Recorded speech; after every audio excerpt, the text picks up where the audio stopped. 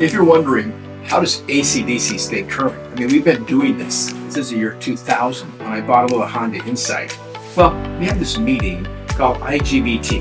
No, it's not an insulated gate bipolar transistor. It stands for International Gathering of the Best Trainers. We invite people, invitation only, from all over the world to come to Worcester, Massachusetts for 1 week, and we just share information. The last one we've done was in August of 2024.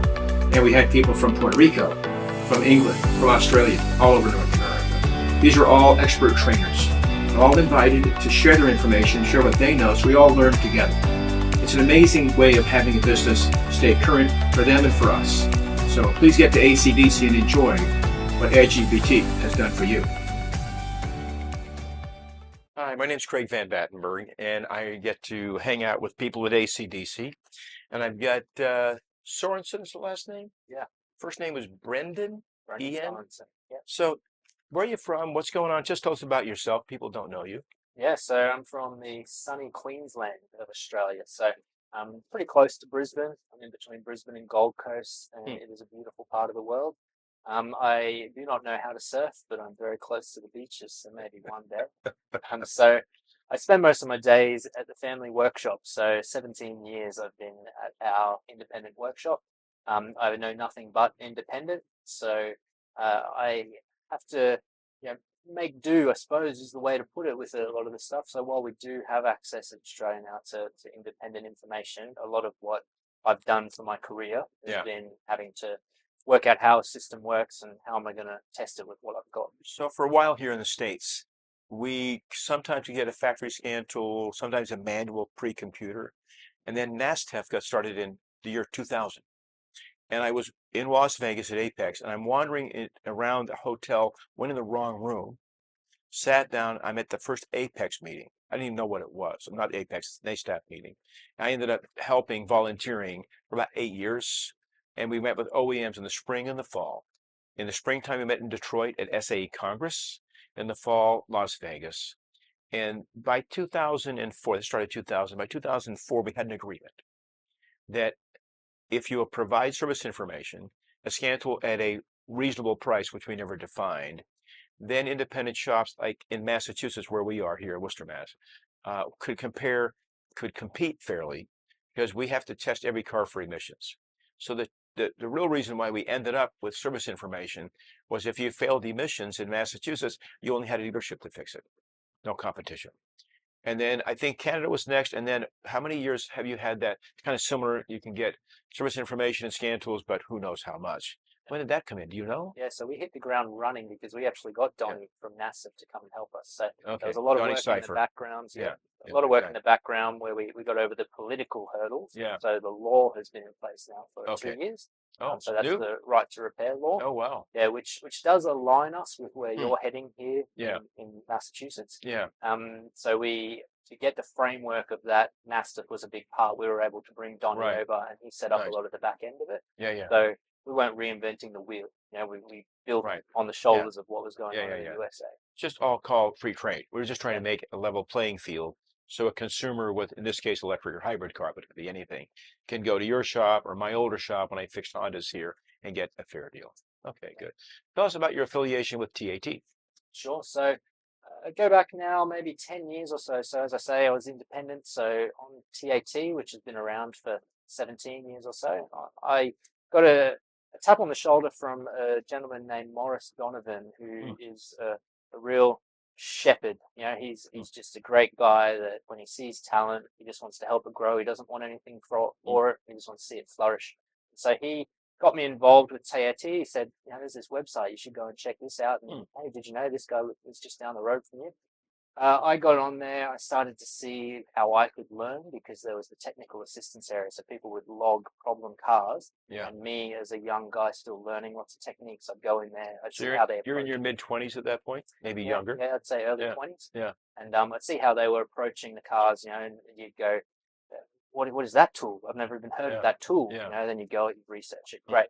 So I became a bit of a serial pest in there. When there was a problem car, I'd get in, I'd say yes, I'd find out what the problem was, and then eventually they went, hey, who's this guy? He seems to be fixing a lot of cars. And you're working for your father. Correct. And Yeah. is your mother involved with the business? Yes. So she has been there Okay. as a more of a receptionist role. Okay. So she started as an office Yeah. clerk Yeah. previously, and it Do you ever fell butt into heads working. you ever butt heads with your father at My work? younger brother does, Okay. but we get along pretty well. Okay. So I think it's a 50-50 when you're working with family. It can be difficult. Either Yeah. you communicate really well and Yeah. there's mutual respect and you Yeah. just seem to click, Yeah. or it goes twice as bad as if you were not related. So- You just don't work. I've talked to a lot of shop owners, and usually by the time the son is 24, he gets fired. Go work for somebody else. Learn your lessons there. You're not learning them here, and they do. Then around 30, maybe 35, they come back and run the family business. They need to take a break, but you didn't have to do that. Who's fired your younger brother? Anybody fire your younger brother yet? Yeah, so He's been fired. Is he back? He's been out for, I would say, almost 6 months now, and I don't think he's going to come back. I think he needed that little bit of a push to go This and do this what is he wanted to do. universal. I've never asked these questions before. It's just usually when there's a family business, these dynamics play themselves out. Yeah. So let me ask you this: you've been here for a week, almost a week, 4 days, and you've been running around our Tesla, and you're with two other guys. Is there one takeaway or a couple of takeaways when you head back to Australia? Like this was like the coolest thing that happened. What was that? So what I like, we came here specifically to get some Tesla information, right? Yeah. There's just nothing in Australia. Right. I like that it was simple but difficult, if you get what I mean. So there's a level there where you go, wow, we can play in this ball game. There's there, but it's not so low that I'm going to be flooded with competitors, because there is an entry level of difficulty there. So it has pulled back the curtain a lot for me to just to play around with one and go, I think I could do this, but I'm going to have to put some work in. Right. I'm going to have to study and I'm going to get there. And I think it's Yeah. going to be a really good opportunity. Somebody once said a Tesla is a computer.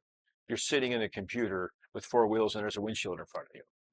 As you know, I know, as we all know, nothing matches up with what GM or Ford or Toyota's doing. It's different words, different things.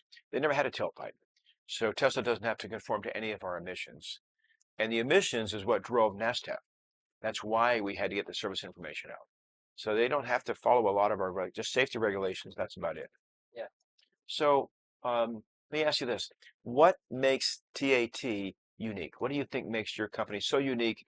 Because uniqueness will drive a business when you're in Australia.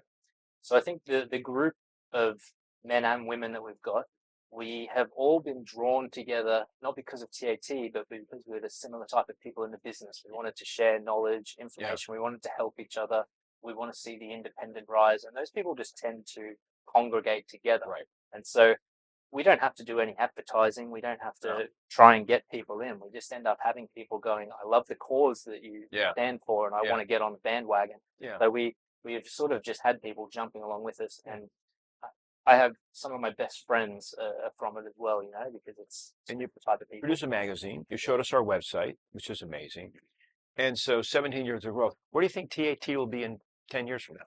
Yeah. You'll still be with them, I assume. You'll be there. Yeah, well, I mean, we just went through a little presentation there with AI, and the world is changing faster than we could ever believe. Yeah. Right? So I think there's always going to be a place for where people need to come to gather information. The ways that we search for information might be a bit different. Right. I feel like there's definitely always going to be a place for hands-on training. Yeah. So we may see a little bit of a loop back. We went to webinars and things, but I think maybe that live training, people might start to go, well, I can get all this online, but I can't get the hands and nuts and bolts of it. We may do it more live. We've done a lot of webinars. We've been doing this, as you know. We opened up as a hybrid training company in 2000. It was one car, the Insight. And we tried the webinars. We tried doing this and that. And we didn't have our facility redone. It's a long story about that. But one thing I know for a fact, if you're going to ask a technician to go into a car that has enough energy to kill you, they don't want to learn that online. They want to be with somebody who's not dead, who's done it. If you haven't died yet, you've been doing it, then maybe I can learn from this guy because he's been playing with this stuff. Playing's the wrong word. Been working with this stuff for a long time. So you're the leader in Australia, there's no doubt. How many shops? Well, you got about 20,000 people, 22 million people in your country, roughly. Yeah, about 22. That's your microphone. Don't worry about it. Is his mic still working? We'll edit that out. We'll get rid of that. So you got about 22 million people, more or less. And I don't know how many shops that represents. But would it be safe to say that less than 2% of the shops are EV ready? Yeah, so Yeah. roughly I'd Small say number. there'd have to be 20,000 workshops, somewhere around that Okay. number. Yeah.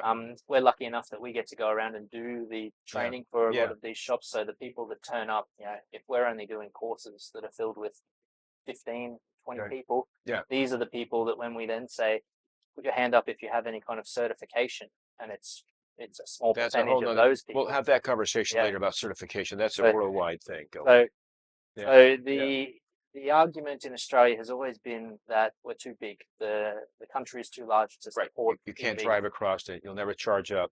On Yeah. and on. Correct. So Is that true? not at all? Okay. We find that for the small amount of time that you may want to go across the country, Yeah. why you would, I don't know. It's very red and deserty out there. Yeah. But there is a highway, Yeah. like they have here. So they're not Tesla superchargers, but it's an electric highway. Yeah. So it facilitates the process. Okay. You can do it. And Yeah. our marketplace is now getting pretty flooded with hybrid. So Yeah. we've at least gone past that early adopter, and now Right. we're into the mainstream hybrid. Right. Still probably teetering on early adopter EV, but I Right. think that card's Yeah. going to fall quicker. That domino will fall over, and people will just go. And you're ready. So Yeah. the shops in New Zealand, Australia. Do you go outside of New Zealand, Australia, and do training? So we got a call yesterday. So there was Nigeria would like us Okay. to come and visit. Why So not? Jeff mentioned that he has been there years Yeah. ago. Yeah. Would you like to, Brendan? So I think we're getting seen on a international stage now. Sure. People are Yeah. realizing, not through any small you reason, we're coming to places like ACD. Well, you have a pretty good website, unlike my own. It's It not needs too work. bad. I mean, we found it. So we'll fix that website on Monday. Yeah. At any rate, thank you very much for coming. Thank you. Appreciate you being here.